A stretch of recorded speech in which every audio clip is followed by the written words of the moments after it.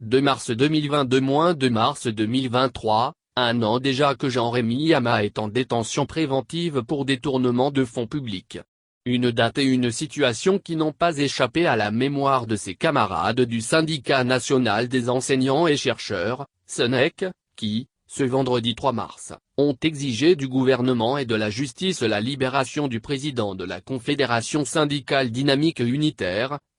ainsi que le rétablissement de ses droits.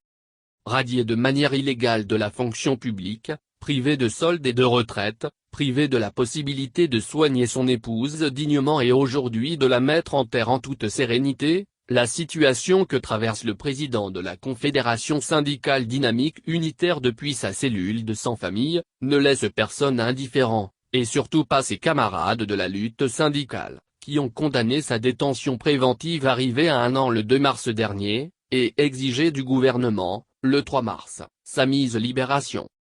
Hier 2 mars 2023, Jean-Rémy Yama, président du Syndicat national des enseignants et chercheurs, président de la Confédération syndicale dynamique unitaire bouclait une année de détention préventive à la prison centrale de Libreville. C'est donc l'occasion de dénoncer une fois de plus l'arbitraire qui caractérise cette affaire. L'arbitraire du gouvernement s'illustre parfaitement dans les conditions et dans la gestion judiciaire du dossier du président Jean-Rémy Yama. Lorsqu'on regarde de près les deux motifs par lesquels il est incarcéré, les juges ne fournissent nullement des arguments convaincants, qui justifient son maintien en prison, a dénoncé le SNEC, par la voix de sa vice-présidente, Nathalie Simaï.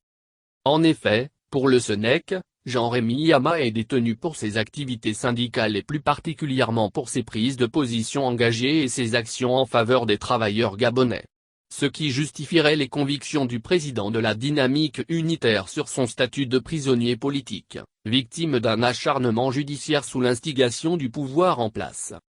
Le 20 décembre 2022, les conseils de Jean-Rémy Yama ont enregistré de la part de la juge Leia Eyombo Moussaep